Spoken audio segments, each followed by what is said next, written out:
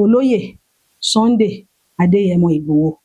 Ọlọ́run ní kí wọ́n ṣọ́ra gidigidi nítorí àwọn 5 kan wà tí wọ́n súnmọ́ wọn gan-an ní. Olúwa ní obìnrin 2 àti ọkùnrin 3 ni wọ́n. Ẹ̀yin èèyàn ẹ wò ẹ jọ̀ọ́ ẹ bá mi pín fídíò yìí lógún lọ́gbọ̀n ẹ jẹ́ kó kan bàbá wa olóyè Sunday Ìgbòho. Wọ́n ní kí wọ́n ṣọ́ra pé àwọn 5 ló wà ní kí àwọn obìnrin 2 ọkùnrin 3 Ọlọ́run jẹ́ ká rẹ́ni tó máa bá tiwa jẹ́, Ọlọ́run jẹ́ ká rẹ́ni tó máa gbàbọ̀dè fún wa. Ẹ wò ẹ jọ̀ọ́ ẹ bá mi pín fídíò yìí kó kàn wọ́n, kó kan àwọn olólùfẹ́ bàbá wa olóyè Sunday Ìgbòho kán jẹ́ kán mọ̀ ká ṣọ́ra ṣe, ká mọ̀ finú tọ̀yàn o. Wọ́n lè finú tọ̀yàn bọ́ kán máa fi gbogbo ara tọ̀yàn tán. Ẹ wò ẹ wá lọ gbọ́ nǹkan tí wòlíì yìí, ẹ wá lọ gbọ́ nǹkan tí wọ́n sọ nínú fídíò yìí. Wọ́n ń ṣọ́ wọn. Ṣùgbọ́n Olúwa ní pé kí wọ́n má bẹ̀rù. Olúwa ní òun máa sọ ilẹ̀ Yorùbá yìí di ọjà àgbáyé tí gbogbo àwọn ènìyàn máa wá rà, tí wọ́n máa wá tà. Olúwa ní tó bá tó àkókò kan, àwọn èèyàn gan àwọn aláwọ̀ funfun gan máa sá láti ìlú wọn wá sí orílẹ̀-èdè Yorùbá tí a wà. Ṣùgbọ́n àwọn ìlú 3 yẹn, Olúwa ń sọ̀rọ̀ nípa ìwé pé kí wọ́n tọ́jú àwọn Yorùbá tó wà ńbẹ̀ ni mò ń bá sọ̀rọ̀ lákòókò yìí bí Olúwa ti rán mi. Pé kán tọ́jú nǹkan sí ilẹ̀ bàbá wọn. Ìran tó bá jẹ́ ti àtọ̀dọ̀ Ọlọ́run, ó ń sọ nípa nǹkan tí Olúwa fẹ́ ṣe àbí nǹkan tí Olúwa ò fẹ́. Àsọtẹ́lẹ̀ ohùn Olúwa ni. A lè jókòó báyìí kí ẹ̀mí mímọ́ kó wọnú èèyàn kó dẹ̀ bẹ̀rẹ̀ sí sọ báyìí ni èmi Olúwa wí. Ṣùgbọ́n àwọn tó bá ní àǹfààní láti gbọ́ ohùn wòlíì Ayọ̀mídé Victoria Akíndélé láti iléeṣẹ́ ìránṣẹ́ Jehovah Nisi Evangelical Ministry. A wà ní ìlú Èkó. Fún ìgbà àkọ́kọ́ tí a máa láǹfààní àti ìwé wá sí ìkànnì Yorùbá Gidi TV, ẹ ṣáà lè mọ báwo gan lẹ ṣe bẹ̀rẹ̀ iṣẹ́ ìránṣẹ́. Gbogbo ògo kó jẹ́ ti Ọlọ́run alààyè. Ẹ ṣeun mo dúpẹ́, ẹ ṣé lọ́pọ̀lọpọ̀. Ẹ ṣeun mo dúpẹ́, mo yìn ọ́ olóore. Ẹ ṣeun mo dúpẹ́, ẹ ṣé lọ́pọ̀lọpọ̀. Ẹ ṣeun mo dúpẹ́, mo yìn ọ́ atóbi jùlọ. Mo gbé Olúwa Ọlọ́run alààyè ga fún oore ọ̀fẹ́ tó fi fún mi.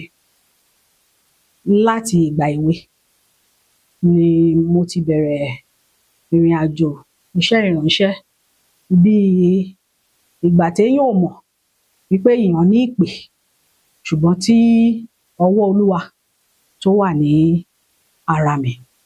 So a bí mi sínú ìjọ CAC, Christ Apostolic Church. Mo sì dàgbà síbẹ̀ fún ọdún díẹ̀. So mo ní àǹfààní láti jẹ́ akọrin nínú ìjọ. So nígbà tí bí mo ṣe ń dàgbà bọ̀, ẹni tó bí mi tó jẹ́ bàbá mi, wọ́n jáde láyé. So láti bẹ̀ gẹ́gẹ́ bí ọmọ opó, so mo wá ní àǹfààní láti máa gbé pẹ̀lú àwọn ènìyàn bí àwọn ìránṣẹ́ Ọlọ́run. Mo gbé lọ́dọ̀ pásítọ̀ kan. So mo tún ní àǹfààní láti tún wà nínú àwọn ìjọ ọ̀pọ̀lọpọ̀. Ibì kan tí mò ń gbé ńgbà yẹn, so mo ní àǹfààní láti wà nínú ìjọ Deeper Life. So lẹ́yìn ìgbà tí mo kúrò ní CAC, ìgbà tó yá, ibi tí mo gbé lọ́dọ̀ pásítọ̀ kan tí mo gbé, so mo ní àǹfààní láti wà ńbẹ̀ fún ọdún díẹ̀. So ìgbà tí mo tún dàgbà sí, mo ní àǹfààní láti tún dé inú ìjọ Celestial Church of Christ. So mo tún kúrò níbẹ̀ nínú ìrìn àjò. Olúwa ní kí n tẹ̀síwájú. Mo ti bẹ̀rẹ̀ iṣẹ́ Olúwa ní inú ìjọ Celestial yẹn. Mo ń ṣiṣẹ́ Olúwa. Bí Olúwa bá rán mi sí àwọn èèyàn, màá jíṣẹ́. So mo dẹ̀ ń ṣiṣẹ́ mi. So but ìgbà tó yá, nínú ibi tí mo ti ń ṣe business mi, ló di pé kí Ọlọ́run kàn máa rán àwọn èèyàn wá bá mi wípé iṣẹ́ tóun rán mi kọ́ ni mò ń jẹ́. Irú business o. Mo wà into cosmetics Okay. nígbà yẹn. So then àwọn aṣọ, àwọn nǹkan tó ní ṣe pẹ̀lú ẹ̀ṣọ́ ara, so lóríṣiríṣi. So nígbà tí ó di pé káwọn èèyàn máa wá bá mi, even àwọn tó bá wá ra nǹkan lọ́wọ́ mi, I still have a lot of them lénìí tó jẹ́ pé nípasẹ̀ pé wọ́n wá ra nǹkan lọ́wọ́ mi ni Ọlọ́run ti tú àṣírí ogun ayé wọn àti ìrìn àjò wọn bọ́n ṣe máa rìn, tí ọ̀pọ̀lọpọ̀ dẹ̀ ń fi ògo fún Ọlọ́run lónìí. So láti bẹ̀, ìgbà tí mo rí pé àwọn mẹ́sẹ̀jì yẹn tí Olúwa ń fún mi ó ń pọ̀, ó ti ń pọ̀. Ó wá ní ọjọ́ kan tí Ọlọ́run sọ fún mi wípé òun máa fi fún àwọn ìka èèyàn. Mi ì fẹ́ pè wọ́n ní orúkọ tí wọ́n dá fún mi nínú ìran mi, tó pé òun máa fún wọn. Torí ibi tí mo ní ọ́fíìsì sí nígbà yẹn, so I have office, so ibẹ̀ yẹn ó súnmọ́ ọjà. So wá di pé àwọn tó bá ti wọ́n fẹ́ wá láti wá dán Ọlọ́run wò láyé mi ṣá. So Olúwa wá kìlọ̀ fún mi pé tí mi ò bá fi ṣọ́ọ̀bù yẹn sílẹ̀, so pé òun máa jẹ́ kí iná jó ńbẹ̀. So mo dẹ̀ rí iná yẹn lóòótọ́. So but Olúwa fún mi lóore ọ̀fẹ́ láti fi gbogbo nǹkan yẹn sílẹ̀. Ọ́fíìsì yẹn jóná. Ó jóná. Okay. It's part of àwọn nǹkan tí mò ń lò ni mo gbé sí ibẹ̀ yẹn.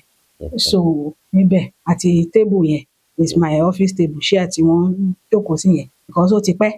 So I'm talking about bóyá bí 15 years ago. Okay. So mo fi wọ́n sílẹ̀ fún àpẹẹrẹ, nítorí ọ̀pọ̀lọpọ̀ ìgbà ni mo máa ń sọ fún Ọlọ́run pé Olúwa, ṣé ìwọ ló pè mí àbí èmi ló pera mi? Tó bá jẹ́ ìwọ ló pè mí, torí ọ̀pọ̀lọpọ̀ ogun ni mo pàdé nínú ìrìn àjò. So nígbà tí mo fi ṣọ́ọ̀bù yẹn sílẹ̀, mo sì máa ń lọ sí church. So àwọn nǹkan tí Olúwa bá mi sọ, mo máa ń jẹ́ṣẹ́ fún àwọn tí Ọlọ́run bá rán mi sí. So mo wà nínú ìjọ yẹn fúngbà díẹ̀. Ìgbà tó yá, Olúwa sọ fún mi pé kí n bẹ̀rẹ̀ iṣẹ́ òun Olúwa. Mo bẹ̀rẹ̀ sí sọ fún Ọlọ́run pé kí ni mo ṣe fẹ́ ṣe? I cannot, mi ní orí ọ̀run, mi ní òye tó bí mo ṣe fẹ́ bẹ̀rẹ̀. So Olúwa ní òun máa kọ́ mi ní ohun gbogbo láti ṣe. Ó wá di pé kó máa fi àwọn ìran tó ní agbára, bóyá mo dijú ni o, bóyá mo lajú ni o, bóyá mò ń sùn ni o, àwọn ìran tó jẹ́ pé ó ní agbára tó dẹ̀ máa ń wá sí ìmúṣẹ. Ó di pé kó máa fi hàn mí. Ìgbà tó di ọjọ́ kan, Ọlọ́run kọ sí mi wípé òun máa rán àwọn èèyàn òun wá, sọ pé àkókò ti tó fún mi láti bẹ̀rẹ̀ iṣẹ́ ìránṣẹ́. Wọ́n fi ìpele 3 hàn mí. Ibẹ̀ ni mo ti rí ìran àwọn opó, nítorí mo ní àǹfààní láti jẹ́ kan lára àwọn ọmọ opó. So bí mo ṣe ń sọ bọ̀ láti bẹ̀rẹ̀, nígbà tí bàbá mi ti jáde láyé, so níbẹ̀ ni mo ti ní àǹfààní láti pàdé bàbá mi nínú Olúwa, tí wọ́n ti sùn nínú Olúwa nísìn. Mo fi ògo fún Ọlọ́run alààyè nínú ayé wọn. Bàbá àlùfáà Daniel Ajayi Fáwọlé, wọ́n ti sùn nínú Olúwa nísìn, nínú ìjọ Àpọ́stélì ti Kristi ni wọ́n ti sinmi. So nígbà tí mo máa ń pè wọ́n nígbà yẹn, Ọlọ́run ní kí n lọ wá wọn. Ìgbà yẹn mi ò mọ ibi tán wà mọ́. So ó ti pẹ́ tí ẹ mọ̀, àwọn ò ń ṣe àlùfáà tó ní ìjọ. So wọ́n ṣiṣẹ́ throughout. Wọ́n ní àǹfààní ńlá nígbà ayé bàbá Apostle Ayọ̀ Babalọ́lá. So wọ́n ní àǹfààní láti bá wọn rìnrìn àjò. So gbogbo ìgbà tí mo bá ti ń rí àwọn ìran yẹn ni mo máa ń sọ fún wọn nínú ìran mi. Màá máa bá wọn sọ̀rọ̀, màá máa bá wọn discuss. Ìgbà tí mi ò dẹ̀ mọ ibi tán wà mọ́, so Olúwa ní pé kí n lọ wá wọn. Mo wá ní pé kán bá mi wá wọn o. So torí ìgbà tí mo ti rí wọn gbẹ̀yìn kò tíì sí fóònù. So torí mo gbọ́njú sọ́wọ́ wọn ni láti kékeré. So ìgbà tí mo tẹ̀síwájú nínú ìrìn àjò yẹn, mo ṣáà padà mọ̀ pé Ìbàdàn ni bàbá wà. So mo wá gbéra, Olúwa ní kí n gbéra láti Èkó kí n lọ sí Ìbàdàn kí n lọ wá ibi tí bàbá wà. So mo débẹ̀, there is a place tó ń pè ní, ibì kan wà tó ń pè ní Power House ní Ìbàdàn. Ìgbà tí mo débẹ̀, wọ́n ní bàbá ti dàgbà pé ilé ni wọ́n wà, ẹnìkan wá mú mi lọ síbẹ̀. So bí mo ṣe wọlé, bàbá kàn pe orúkọ mi ni, wọ́n pe orúkọ mi, bí wọ́n ṣe mọ̀ mí sí, wọ́n pe orúkọ bàbá mi tẹ̀lé. Nígbà tí wọ́n wá ní, bàbá báwo lẹ ṣe mọ̀ pé èmi ni, torí mo ṣì kéré díẹ̀ tí wọ́n ti rí mi gbẹ̀yìn.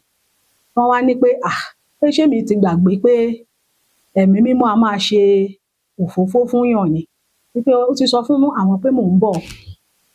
So àlùfáà sì ni bàbá. Bàbá máa sọ pé àwọn ò kì í ṣe wòlíì o, àlùfáà ni àwọn o, ṣùgbọ́n Ọlọ́run máa ń gba ẹnu wọn sọ àwọn nǹkan ti Ọlọ́run. So bí mo ṣe rí ìran mi gangan nínú ìran yẹn tí mo fi lọ bá wọn, òun ni pé àwọn ìránṣẹ́ Ọlọ́run 7 ni mo rí. So ìgbà tí mo wá débẹ̀, tí bàbá, tí mo ṣe jókòó, tí mò ń kí wọn, tí mò ń bá wọn sọ̀rọ̀, bẹ́ẹ̀ ni mo rí pé àwọn ìránṣẹ́ Ọlọ́run mi bẹ̀rẹ̀ sí wọlé dé. Wọ́n ṣe ń wọlé ní kọ̀ọ̀kan ni wọ́n ń wọlé, wọ́n bá ní bàbá, wípé àwọn ń kọjá lọ ni o, kò ń ṣe pé bàbá ló ránṣẹ́ pè wọ́n, but àwọn ìránṣẹ́ Ọlọ́run tí wọ́n sì kéré sí bàbá nínú ìjọ, so ọ̀pọ̀lọpọ̀ wọn máa ń lọ gbàdúrà lọ́dọ̀ wọn. So ìgbà míì nìyí tí bàbá bá láwọn èèyàn tí wọ́n fẹ́ gbàdúrà fún, wọ́n á pe àwọn èèyàn yẹn. Even tán bá fún, mo fi ògo fún Ọlọ́run alààyè nínú ayé bàbá yẹn lẹ́ẹ̀kan sí, bàbá àlùfáà Daniel Ajayi Fáwọlé, tí wọ́n ti sùn nínú Olúwa. So nígbà yẹn, gbogbo àwọn ìránṣẹ́ Ọlọ́run tí wọn ò tíì mọ ọ̀nà àbáyọ, àbí tí ẹlòmíì ń dojúkọ ogun, ni wọ́n máa ń lọ bá wọn, tí bàbá máa gbà wọ́n níyànjú, tán máa gbàdúrà fún wọn, tán máa bá wọn sọ̀rọ̀ Ọlọ́run, sọkàn èèyàn á fúyẹ́ tí wọ́n bá ti báyàn sọ̀rọ̀. So nígbà tí mo wá débẹ̀, wọ́n ṣe bẹ̀rẹ̀ sí pé, báwọn èèyàn yẹn ṣe bẹ̀rẹ̀ sí wọlé níkọ̀ọ̀kan, wọ́n jẹ́ 7 àti bàbá.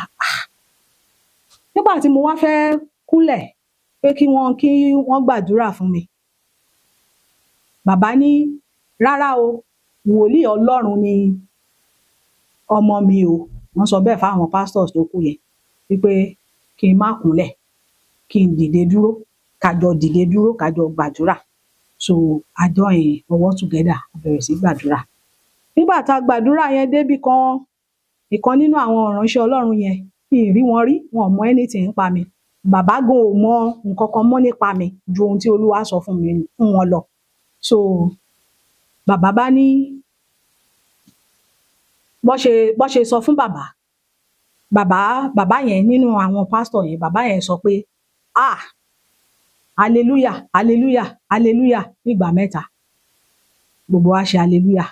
Wọ́n bá ní àwọn rí ọwọ́ kan, wípé ọwọ́ yẹn gún gan-an, àwọn ò rí irú ọwọ́ yẹn rí. Àwọn wá ń béèrè nínú ẹ̀mí pé irú ọwọ́ wo leléyìí? Pé àwọn gbọ́ ohùn yẹn ní ìgbà 3 pé èmi ní Olúwa, èmi ní Olúwa, ní ìgbà 3 bẹ́ẹ̀. So mo wá ní àǹfààní láti bi wọ́n wípé kí ni ìtumọ̀ ọwọ́ yẹn? Kì í ṣe pé mi ò mọ̀ ìtumọ̀ ẹ̀, but mo tún fẹ́ kán sọ ọ́ dáadáa. Wọ́n wá ní wípé ọwọ́ tí táwọn rí yẹn o, wípé ọwọ́ Olúwa ni, pé mi ò ní ayé ara mi o. Wọ́n wá bẹ̀ mí gan-an, wọ́n ní kí n jọ pé èmi kọ́ ni mo ní ayé ara mi o, wípé ohun tí Olúwa bá ti fẹ́ nìkan ni mo lè ṣe o.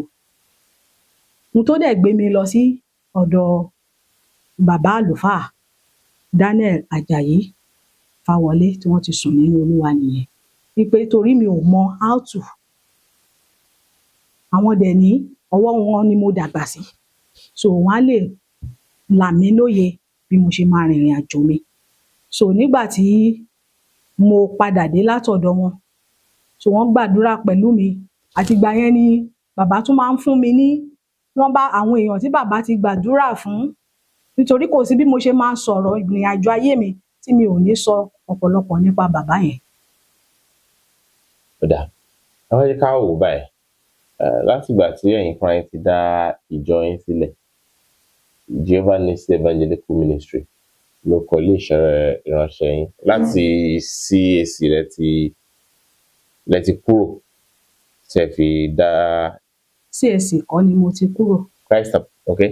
A bí mi sí CAC, Christ Ẹ Apostolic ṣiṣẹ́ ní Church, inú iṣẹ́ ìránṣẹ́ Sẹ̀lẹ́. Celestial Church of Christ. Mo tún wá ní àǹfààní láti lọ sí ìjọ onígun mẹ́rin. Ibẹ̀ ni mo ti ṣe ẹ̀kọ́ ọ̀rọ̀ Ọlọ́run. Foursquare Gospel Church.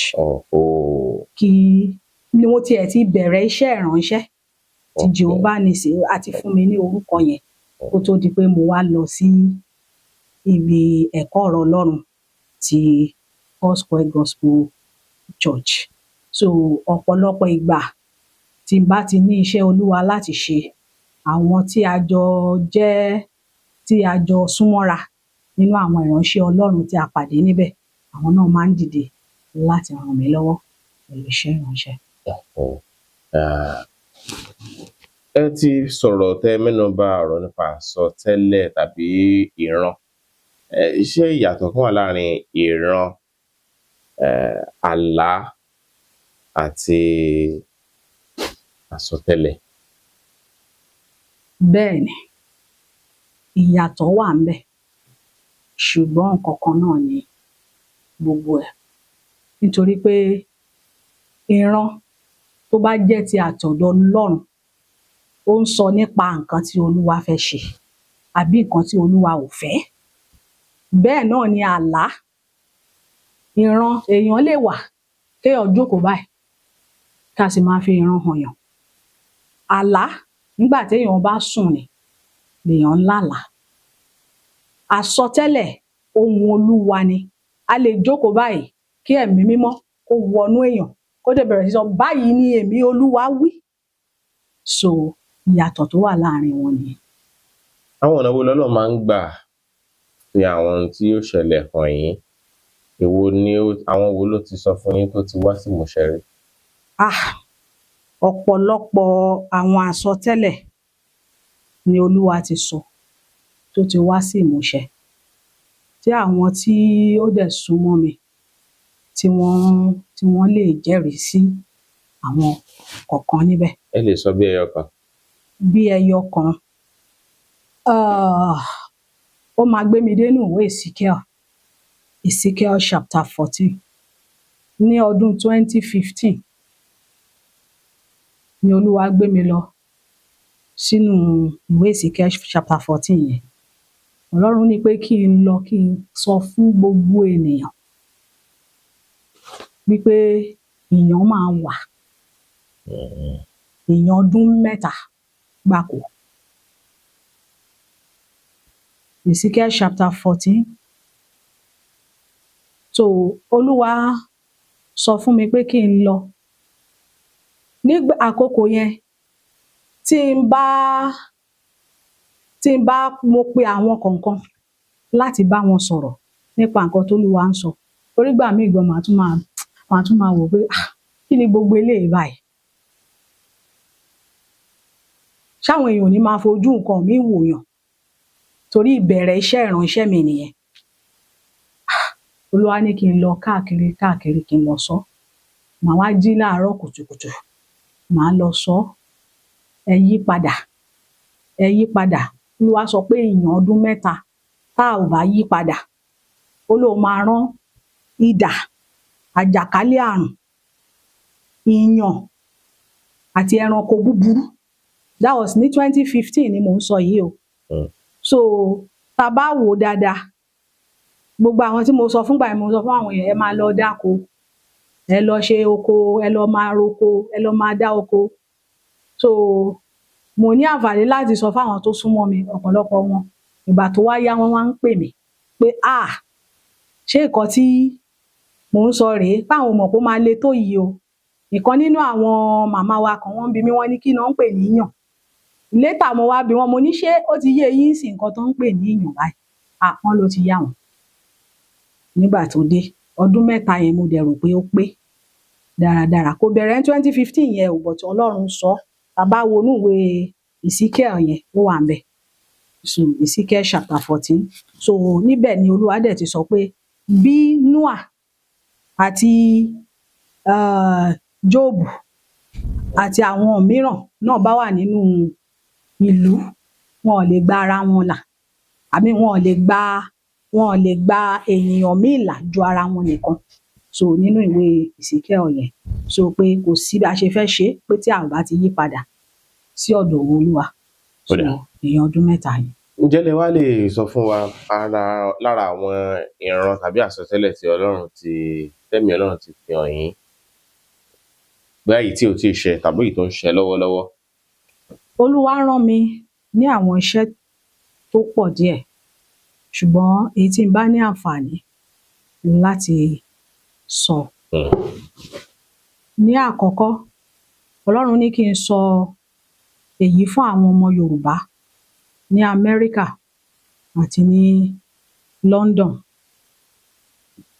England, wípé kí wọ́n máa tọ́jú nǹkan pamọ́ sí ilẹ̀ Yorùbá, nítorí àwọn ìṣẹ̀lẹ̀ kan máa ṣẹlẹ̀ láwọn ìlú yẹn. Olúwa ní òun rán ọwọ́ òun Olúwa jáde, kì í ṣe fún rere,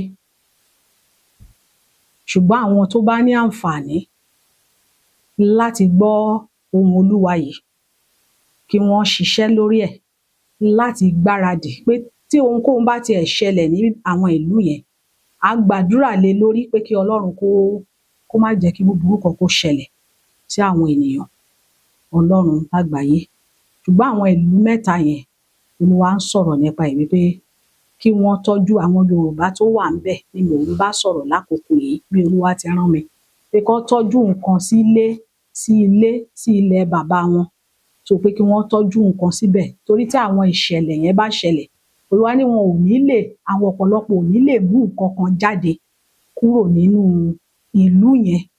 Ó dàbí ọ̀rọ̀ South Africa níjọ́sí, tó di pé wọ́n lọ ní láti kó àwọn èèyàn jáde, ṣùgbọ́n a ò lè sọ ohun tó fẹ́ ṣẹlẹ̀ ńbẹ̀. Olúwa ní ọwọ́ òun Olúwa, ìjì gbígbóná ó wà lórí àwọn ìlú yẹn, nítorí pé ó ló máa sàn fún Sódómù àti Gòmórà ní ọjọ́ ìkẹyìn jù fún ilẹ̀ Amẹ́ríkà àti fún ilẹ̀ London lọ, bí Olúwa ti sọ nìyẹn. Ṣùgbọ́n à ń gbàdúrà pé kí Olúwa ó fi àánú ó fi yí padà, bí àárín ẹ̀ ṣe rí nìyẹn. Then àwọn iṣẹ́ míì náà wà tí Olúwa rán mi.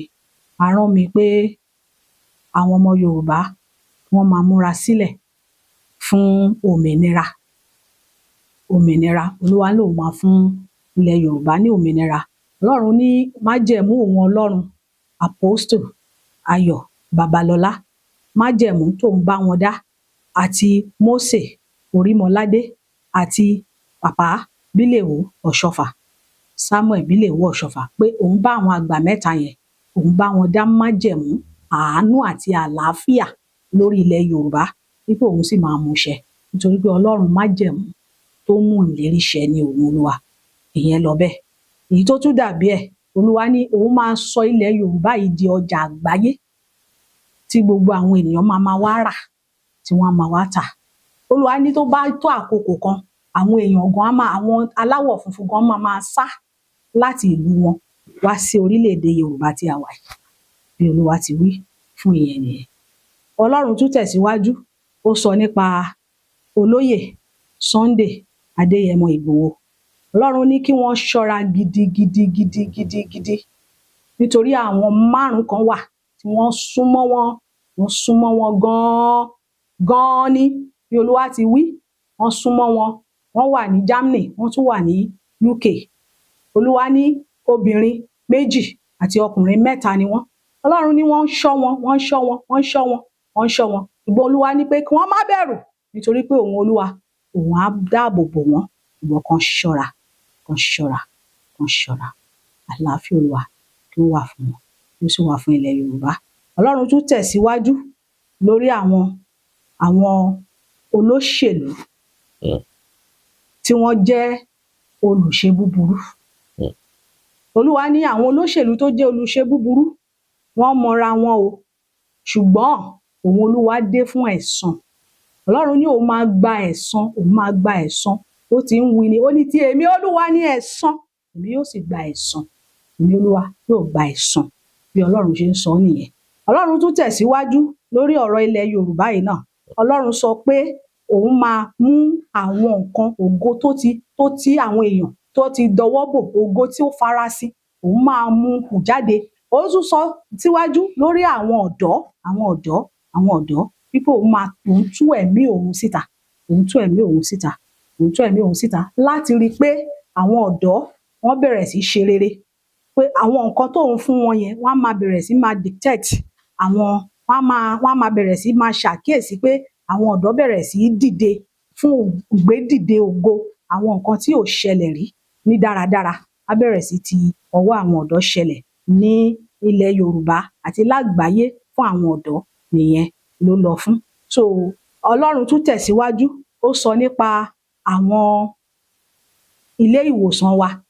Ọlọ́run ní pé kí àwọn tó jẹ́ ìránṣẹ́ òun Ọlọ́run alààyè wípé kí wọ́n tẹ̀síwájú, àwọn tóun kó sí ìhà pé kán máa lọ gbàdúrà ní ilé ìwòsàn, wípé kí wọ́n lọ kán tẹ̀síwájú láti lọ máa gbàdúrà fún àwọn tó ṣàìsàn, kí wọ́n gbàdúrà fún wọn pé òun Olúwa fẹ́ ṣe ìwòsàn, pàápàá àwọn tí wọ́n ní àìsàn àrùn ọpọlọ, wípé òun Olúwa fẹ́ ṣe ìwòsàn nínú ayé wọn, pé kí àwọn ìránṣẹ́ òun kán má bẹ̀rù, pé kán tẹ̀síwájú láti ṣe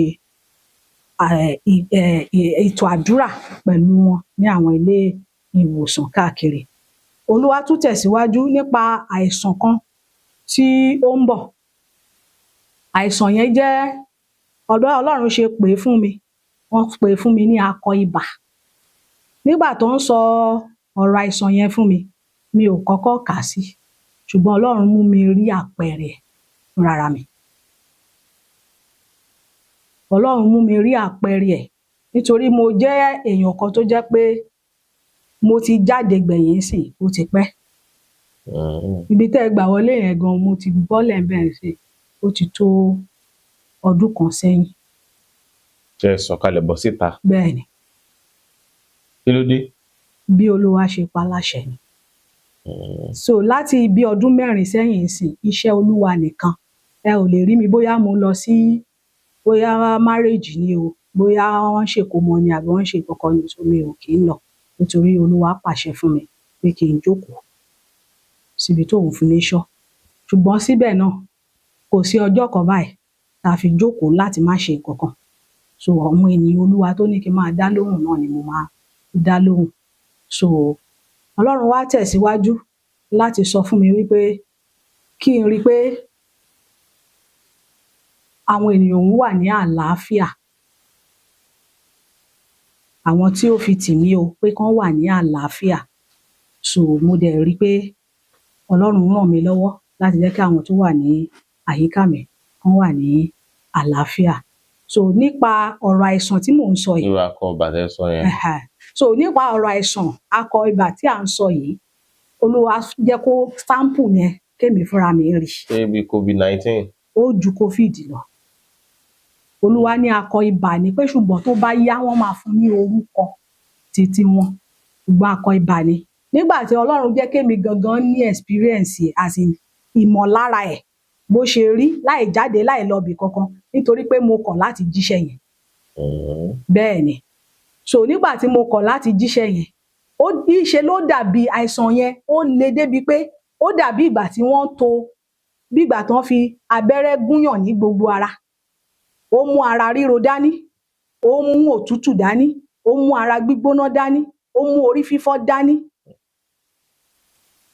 Irú àìsàn tí mò ń sọ yìí, pẹ̀lú àpẹẹrẹ tí Olúwa jẹ́ kí n rí, kò gbọ́dọ̀ ṣèyàn láàárín ọjọ́ 3 èèyàn á gbẹ́mìí mi. Bẹ́ẹ̀ ni. So Ọlọ́run wá sọ fún mi nígbà tó wò mí sàn, ó sọ ọkọ tèmi máa lò. Nígbà tí mo lò ó, mo wá ní Olúwa, kí ni àwọn èèyàn tí wọ́n wá láǹfààní láti jẹ́ ìránṣẹ́ Ọlọ́run, tí wọ́n lè lọ ka sáàmù, tí wọ́n lè lọ ṣe lè, tí wọ́n lè lọ ṣe lè ńkọ́? Olúwa, kí ni ó máa jẹ́ òògùn fún ìkan yìí tó bá dé? Torí ìgbà COVID náà wọ́n sọ fún mi pé COVID máa wá. ṣùgbọ́n wọn ò sọ. Ó sọ nínú ìwé tí mo kà lẹ́ẹ̀kan yẹn, nínú Ezekiel chapter 14 yẹn, verse 21 tí mo kà yẹn, ó sọ níbẹ̀ wípé àjàkálẹ̀ àrùn. So ṣùgbọ́n mi ò béèrè wípé Olúwa kí ló máa pe orúkọ ẹ̀ o. Eléyìí ìyẹn ti wá kọ́ mi ní ẹ̀kọ́. Mo wá béèrè eléyìí lọ́wọ́ Ọlọ́run pé Olúwa kí ló máa pe orúkọ eléyìí o tó bá dé o. Olúwa wá ní pé akọ ibà ni, ṣùgbọ́n wọ́n lè fún ní orúkọ titi wọn o, ṣùgbọ́n akọ ibà ni òun Olúwa mọ̀ sí. Òun fẹ́ fi bá àwọn olùṣe búburú jà ni. Pàápàá àwọn olóṣèlú tí wọ́n jẹ́ olùṣe búburú, àbí àwọn tí wọn tiẹ̀ ń ṣe olóṣèlú náà tó jẹ́ pé nǹkan bíi ìpànìyàn, ìtàjẹ̀sílẹ̀ ó wà lọ́wọ́ wọn. Wípé òun Olúwa fẹ́ fi bá wọn jà ni.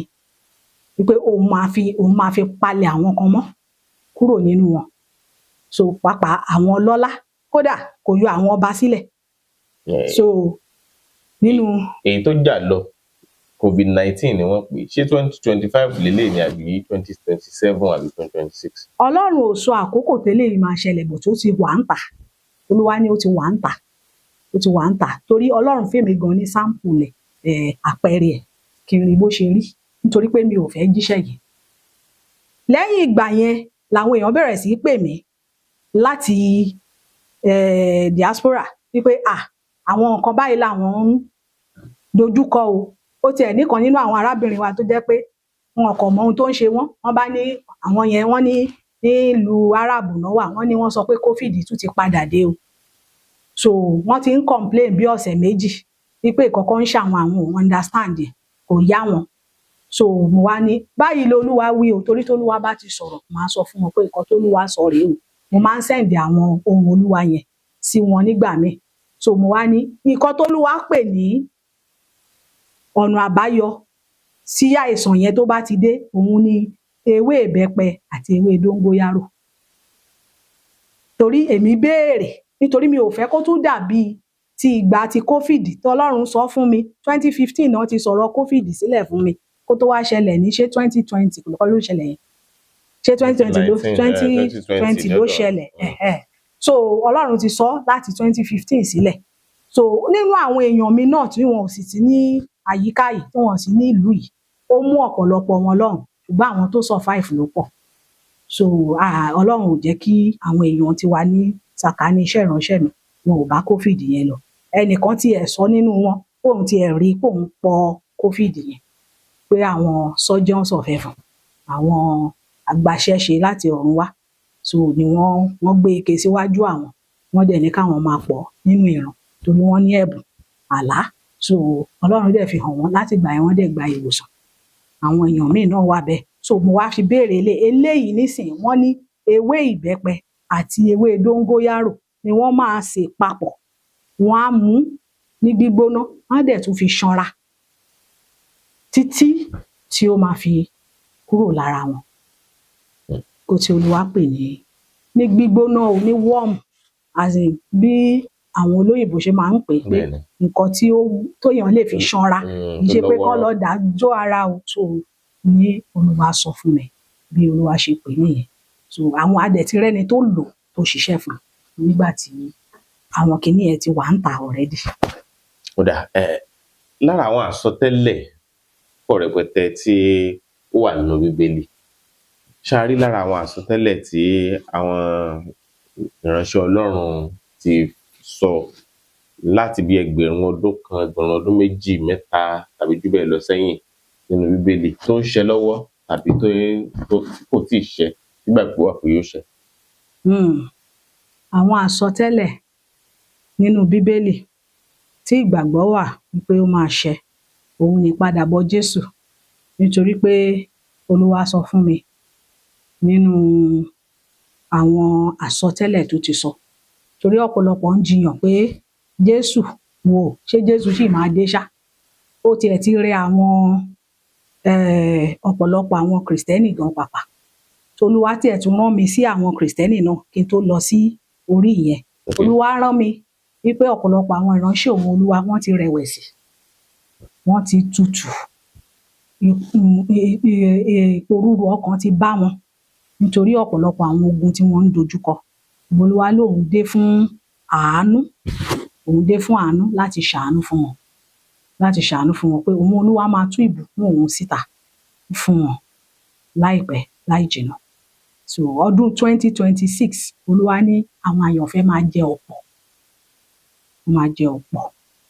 So torí òun ti ká èèyàn yẹn kúrò, wọ́n máa jẹ ọ̀pọ̀. Bẹ́ẹ̀ mo sọ lẹ́ẹ̀kan pé èèyàn ọdún 3 gbáko lolúwa pè fún mi. So ó dẹ̀ ti pé ọdún 3. So nínú àwọn àsọtẹ́lẹ̀ tí à ń sọ nínú Bíbélì, òun ni wípé Jésù ń bọ̀. Ọ̀pọ̀lọpọ̀ ń sọ pé Jésù ò padà wá mọ́. Òun ló máa mú mi lọ sínú ìwé Matthew 24. Ó sọ ọ̀pọ̀lọpọ̀ ọ̀rọ̀ níbẹ̀. Bí àwọn àkókò yìí ṣe wà yìí, àwọn nǹkan tí à ń dojúkọ àti àwọn nǹkan tí Jésù olùgbàlà fúnra rẹ̀ ti bá wa sọ nígbà tí ó wà ní orí ilẹ̀ pẹ̀lú wa.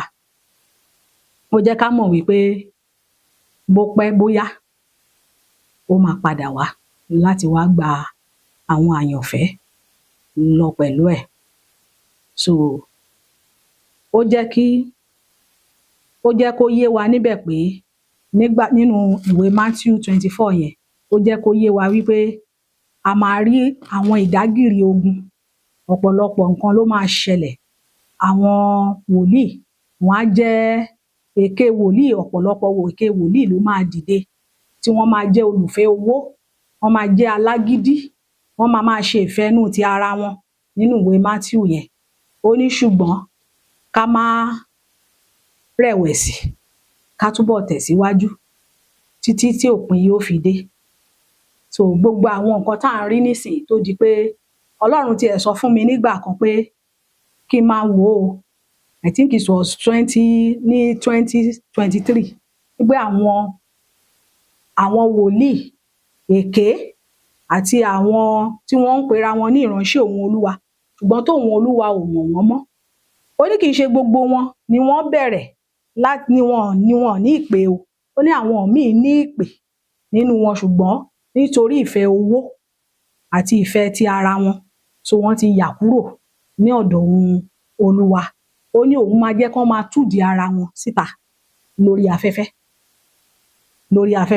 Ní 2023 January Ọlọ́run ti sọ àwọn àsọtẹ́lẹ̀ yìí jáde. So nígbà míì táwọn èèyàn bá kọ̀, àwọn tí mo sọ fún nínú àwọn tó súnmọ́ mi nínú iṣẹ́ ìránṣẹ́, tó wọ́n á kọ̀ déédéé pè mí ńgbà míì ni, a ní mọ́mì ẹ̀ tún rí kinní kan tó tún ṣẹlẹ̀ ni, kinní kan. Olúwa ṣàánú, because Ọlọ́run ò fẹ́ ikú ẹlẹ́ṣẹ̀ bí kò ṣe kó ronú pìwàdà. Ìyẹn fún àwọn tí wọ́n bẹ̀rẹ̀ lọ́dọ̀ Olúwa ni. Lọ́dà, ṣé ti gbọ́ nípa, mo mọ̀ pé tẹ̀ tí máa kà nípa àmì 666 nínú Bíbélì. Ọ̀pọ̀lọpọ̀ míì náà ló sì ti máa ń sọ tipẹ́ 666. Ṣùgbọ́n ọ̀pọ̀ àwọn wòlíì àtàwọn pásítọ̀ tiẹ̀ sọ̀rọ̀ lọ síbẹ̀ mọ́. Bóyá nítorí pé òye rẹ̀ jẹ́ ohun tó farasin fún ọ̀gọ̀ọ̀rọ̀ àwọn ìránṣẹ́ Ọlọ́run àtàwọn èèyàn. Èwo ni àmì 666? Ṣó ti wà níta? Tó bá ti wà níta, ṣáà ti ń rí? Tá a bá ti ń rí, kí la ó fi dá a mọ̀? Àbí kò tíì sí? Kí ni Bíbélì sọ gan? Ògo ni fún Ọlọ́run alààyè lókè ọ̀run lẹ́ẹ̀kan sí. Kí n tó sọ̀rọ̀ nípa ìbéèrè tí ẹ bi mí, kí n tó dáhùn, mo fẹ́ sọ nípa iṣẹ́ tí Olúwa rán mi sí àwọn ìránṣẹ́ Ọlọ́run, àwọn ìránṣẹ́ Ọlọ́run lágbàáyé. Torí pé ní 2019 Ọlọ́run fi ìran ńlá kan hàn mí. Ìran yẹn ó dá lórí àwọn ìránṣẹ́ Ọlọ́run tí wọ́n ń ṣe ìpàdé àwọn ìránṣẹ́ Ọlọ́run lágbàáyé, Global Ministers Conference. So ibi tí mo ti rí ìran yẹn, mo rí pé orí fídì tó tóbi ní pápá bíi stadium tó tóbi, tó jẹ́ pé mi ò rírú ẹ̀ rí nínú ayé, ni wọ́n ti ń ṣe ìpàdé yẹn. So nígbà tí wọ́n bẹ̀rẹ̀ ìpàdé yẹn, àwọn èèyàn ti jókòó sọ́wọ́ ẹ̀yìn torí ibẹ̀ yẹn tóbi gan-an. So nígbà tó ń ṣe ìpàdé yẹn, àwọn àga kan wà níwájú tó jẹ́ pé àwọn àga tó jẹ́ fún àwọn ògbóǹtarìgì nínú ìránṣẹ́ ló yẹ kí wọ́n wà ní orí ẹ̀, ká sọ pé bí àwọn executive seat. Ṣùgbọ́n nígbà tó ń bẹ̀rẹ̀ ìpàdé yẹn, wọ́n ti ń ṣèpàdé yẹn lọ, mo wá wòye pé mi ò rí èèyàn kankan lórí àwọn executive seat yẹn nínú àwọn tó yẹ kí ó jókòó sí orí àwọn àga yẹn. Ó wá ń yà mí lẹ́nu nínú ìran yẹn pé àwọn tó yẹ kí wọ́n occupy seat yìí dà, níbo ni wọ́n wà? Mo gbọ́ ohùn Olúwa láti ẹ̀yìn wípé èmi Olúwa màá pààrọ̀ wọn. Kí wọ́n tó sọ màá pààrọ̀ wọn yẹn, ó ní wọ́n ti ṣọ́ ohun tí òun Olúwa ò rán wọn, wọ́n ti ṣọ́ lọ, òun Olúwa pààrọ̀ wọn. Kí wọ́n tó sọ délẹ̀, níṣe ni mo rí àwọn ọ̀dọ́ tí wọ́n bẹ̀rẹ̀ sí tò wọlé, tí wọ́n ń tò wọlé. Àwọn ọ̀dọ́ yẹn, ó yẹ tó dàgbà jù nínú wọn, mi ì lè tí ì rí èyí tó pé 50 nínú wọn, tó pé 100 ọdún nínú wọn. So mo ṣáà rí pé wọ́n bẹ̀rẹ̀ sí tò wọlé, wọ́n dẹ̀ ń jókòó sórí àwọn àga yẹn. Mo wá ní Olúwa, kí ni ìtumọ̀ eléyìí?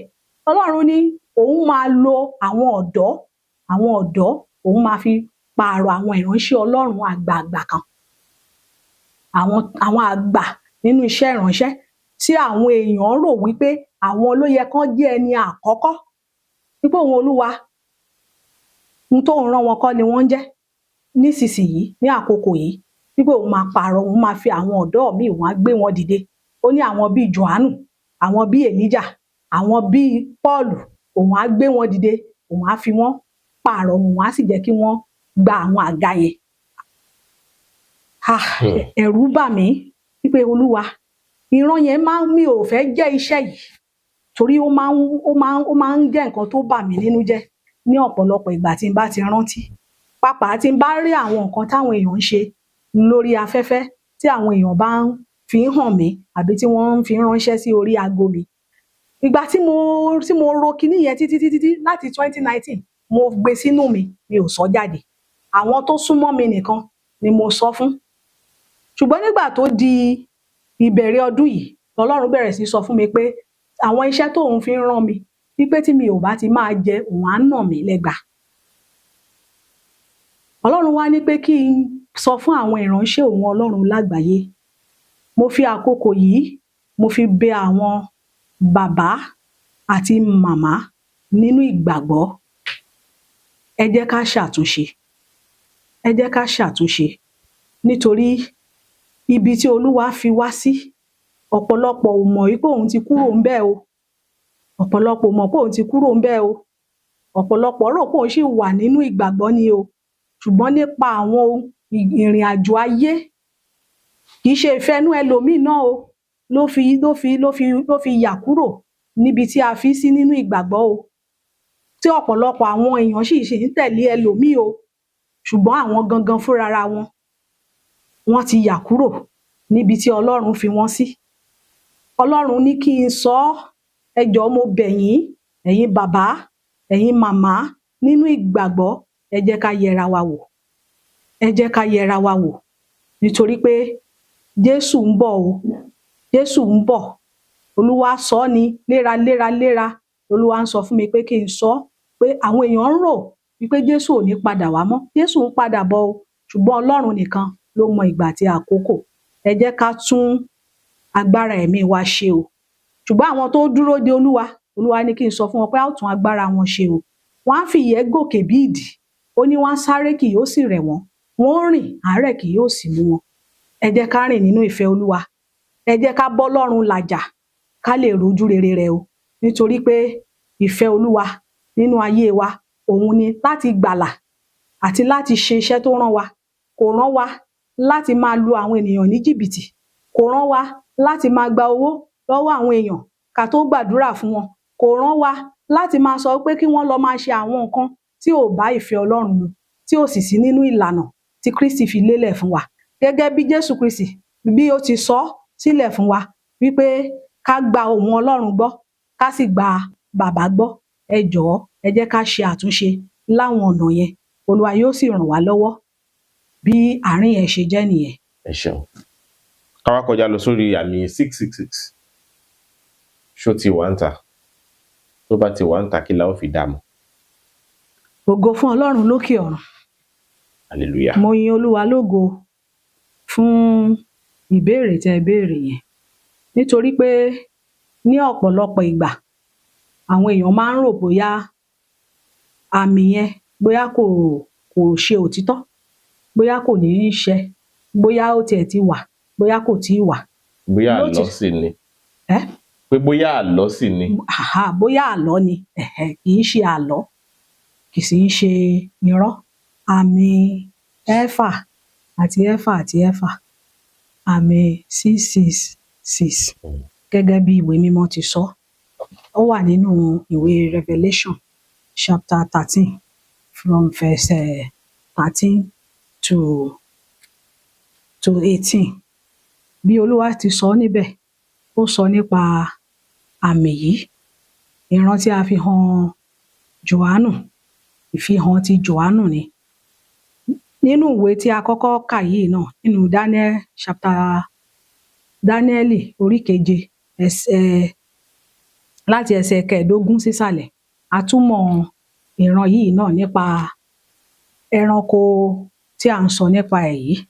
So tó ní àmì, bí ó tilẹ̀ jẹ́ pé ìwé Dáníẹ́lì kò sọ iye àmì yẹn.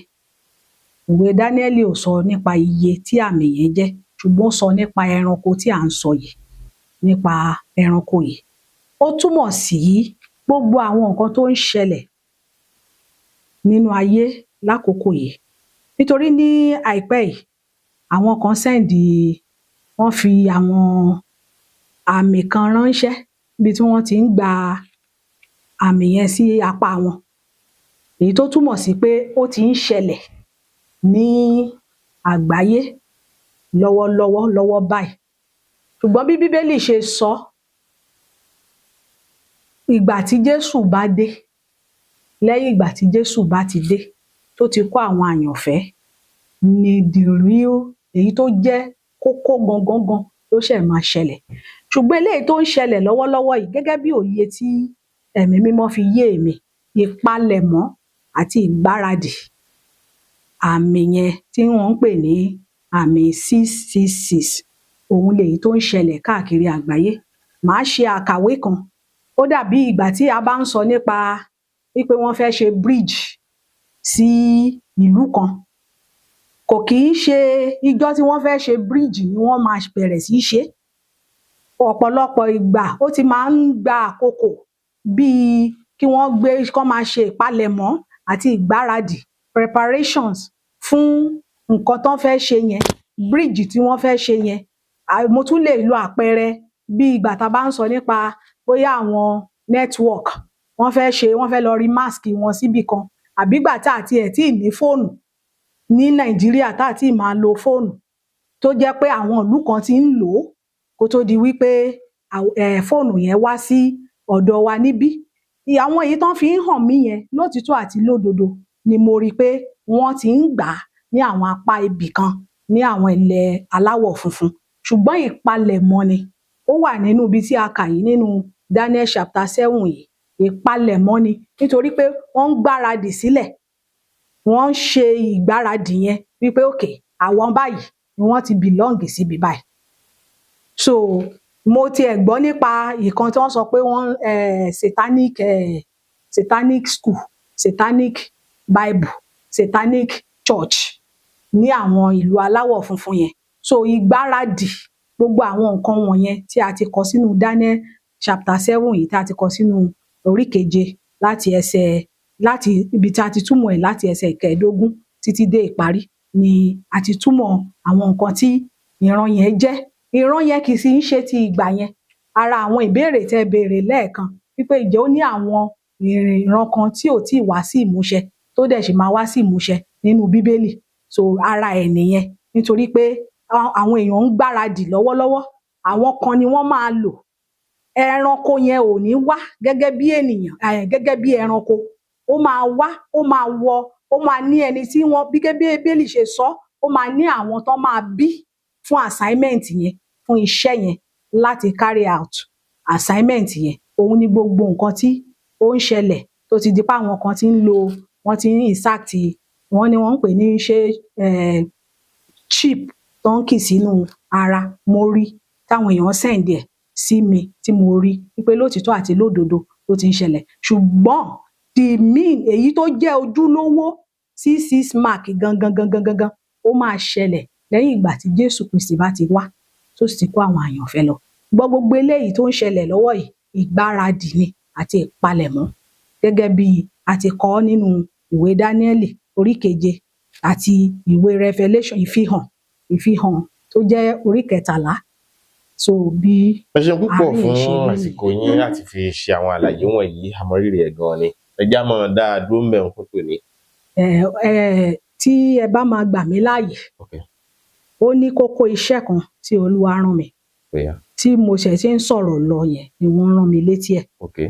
Òun ni ààwẹ̀ ọjọ́ kan tí Olúwa ní kí a gbà ní ilẹ̀ Nàìjíríà àbí ní ilẹ̀ Yorùbá.